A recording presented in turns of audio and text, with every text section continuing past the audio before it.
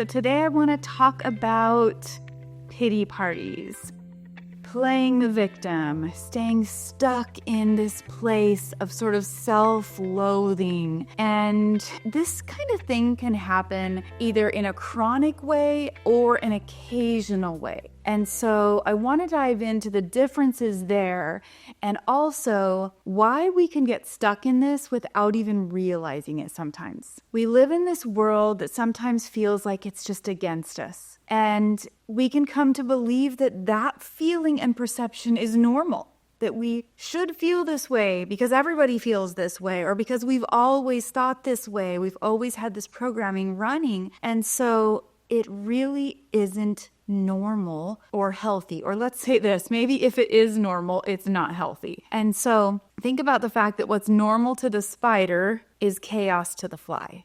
Right? When that fly gets caught in the spider's web, it's panicking for its life, and the spider is just like, cool, dinner. And so what we think is normal because everyone else is dealing with it isn't always normal in the sense of how we should be functioning, what's healthy for us, what's good for us, or even how we can be functioning. Forget about whether we should or shouldn't. Let's get to the part where we talk about how we can function different, because that is definitely possible. Your subconscious mind is programmed, and so sometimes we think something's normal because we've always been thinking that way. We don't have a different perspective, and so I want to dive into how that works. If you're new to this channel, welcome. I'm Ketra Thompson, and I'm a certified master hypnotist and a relationship coach. So what I do is I help my clients go back on a subconscious level to the subconscious beliefs that are driving their unwanted behavior. We do this with this custom hypnotherapy process so that you can create change and momentum in your life in a really rapid way and finally really get the life that you want, the love you want, the success you want, whatever it is. There is some programming usually in the subconscious mind that's keeping you from it. So if you'd like to learn more, check out that link in the description below. You can check out all the information on my website, and you can set up a completely complimentary consultation call where you and I can chat, and I can help you get clarity on your current situation, as well as give you my best recommendations. So you'll want to check that out. So first, there's kind of two categories to the pity party. The first category is when you're kind of handling it solo, where you feel it inside, you have a narrative going on inside your own mind, but you don't want the outside world to know. You don't want to receive their pity. You don't want to receive their sympathy. You don't want to talk about it. And so you internalize it and you hold it in and you keep just kind of all of it to yourself. Now, people who know you best will see that it leaks out sometimes when you talk about your perspective, your worldview, your view on men, on women, on all these things where your actual belief system underneath can kind of leak out. Now, the other kind is the true pity party. It's where we want others' sympathy. We want others' attention. We want others to validate our experience, to justify why we're feeling this way. And so we kind of look for that on the external level.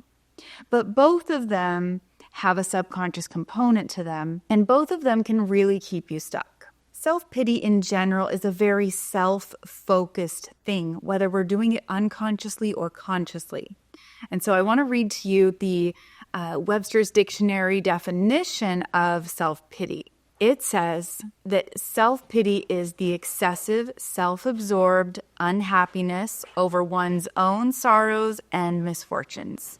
And I'm sorry, my dog is rolling around like a crazy little dog, making all kinds of noise. So if you hear all of that, that's what she's doing. So when we think about that definition, the self-absorbed unhappiness over your own sorrows, your own misfortune, it is very self-focused. And so whenever we're self-focused, we don't have the ability to look at things outside of ourselves, to draw meaning and support and connection outside of ourselves. And it's very limiting. It keeps you feeling really, really trapped. Now, life happens, and we all are going to experience the temporary times of self-pity, the temporary moments where we are frustrated and down and feeling hopeless.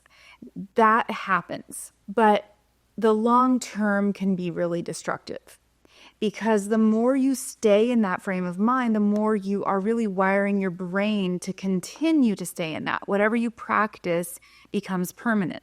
You heard that saying, practice makes perfect.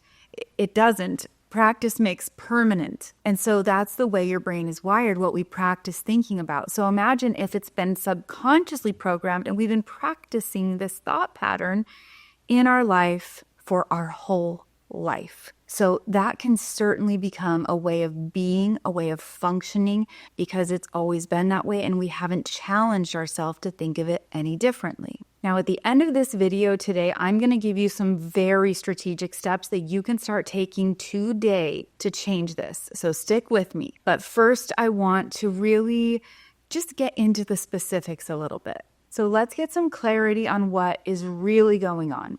Now, on the subconscious level, you have been subconsciously programmed really your whole life, but the main part of that programming is from birth to age 7, before this sort of lockdown happens in your subconscious mind, keeping new information from coming in.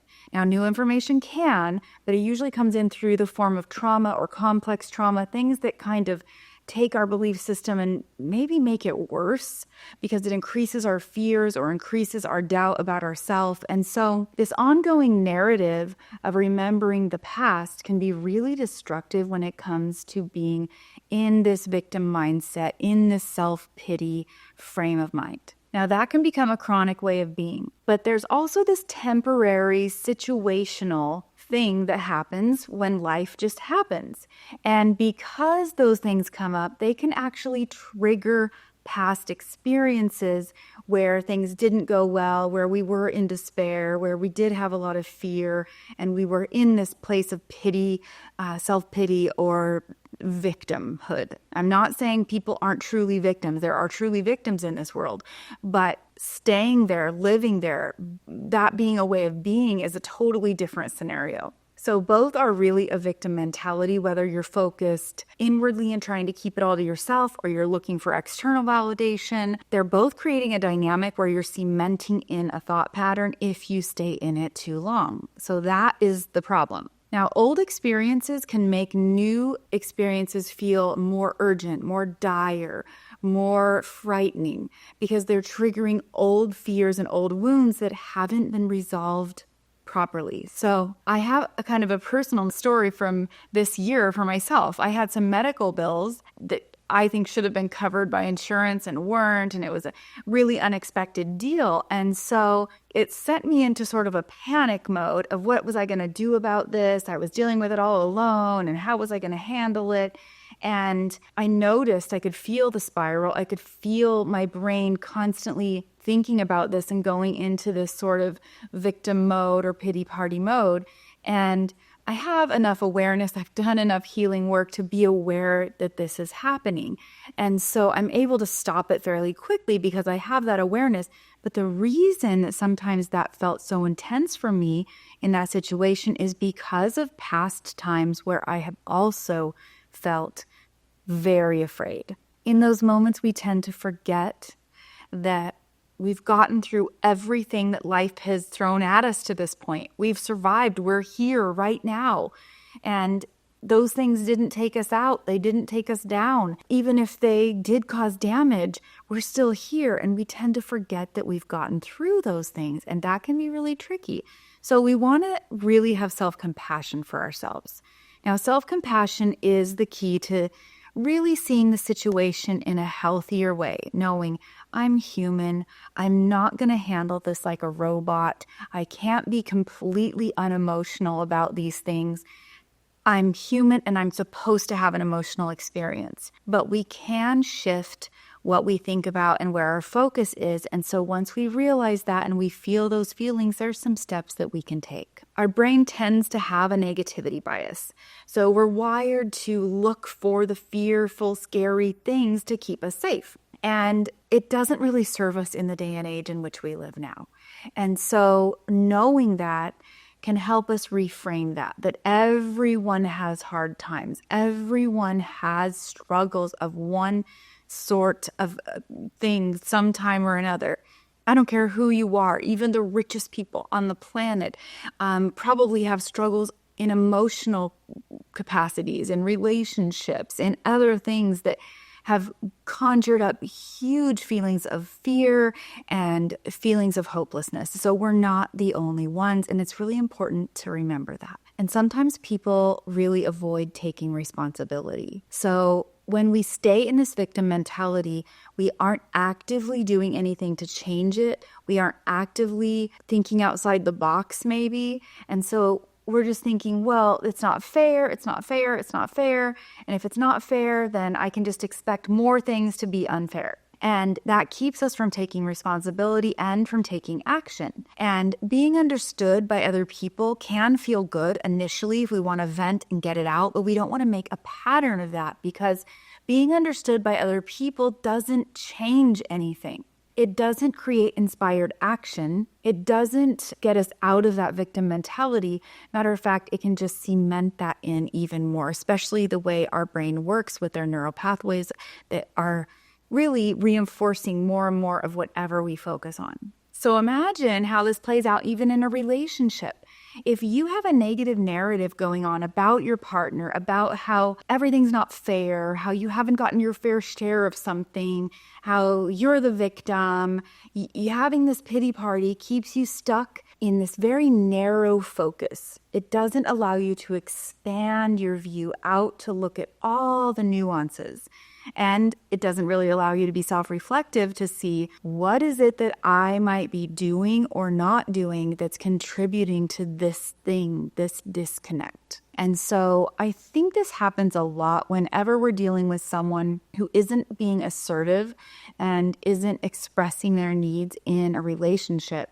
They tend to feel a little more like the victim. And even if they are expressing it, if they aren't willing to do something different and implement boundaries or consequences, then that's going to feed that victim mentality even more, because it creates a powerlessness. And when we don't feel any power in our life, that can feel pretty hopeless. So I want to give you some strategic steps that you can take. But first, I really want to explain how hypnotherapy changes this process. Now, the hypnotherapy process, when it's a custom process that deals with the root cause of what's driving this, it can create so much change, so much rapid rewiring that you don't come up against the same level of resistance that you come up against in other attempts to change your thought process. So when we attempt to change our thought process, normally we're using our willpower, and our willpower isn't very strong. It only can handle a few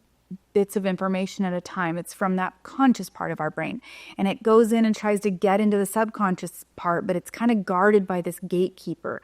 And it tries to get in, and it tries to get in, and it tries to get in, but the gatekeeper doesn't open unless that information lines up with what's already programmed in there. So if you have beliefs about not being good enough, not deserving certain things, even very, very obscure beliefs about why a certain person or situation feels familiar to you, then you're going to have some partialness to those things, and you're not going to let in the new beliefs and changes. And so it feels like this uphill battle of trying to dig yourself out of a rut so you can feel different, but you just don't, because you just don't have access to the subconscious mind. So in the hypnotherapy process, I help my clients reframe that stuff subconsciously, letting go of those subconscious attachments they're not even aware of most of the time, so they can fully embody who they really are, their authentic selves, and step into the life they want. So there are some things that you can do on your own that I'm going to give you some steps to do. So first of all, you can question your perception. Now, your mood and your past taints your view. So be careful when you start to be self-reflective and when you question your perception. If you're doing it when you're already exhausted, when you're already tired, kind of at the end of the day, you aren't going to have the same effects as if you start questioning your perception when you feel fresh, when you feel calm, maybe in the morning time, or when you're in the optimal state for questioning that. So question your perceptions. Are they 100% true? Can you guarantee that they're 100% accurate in every way?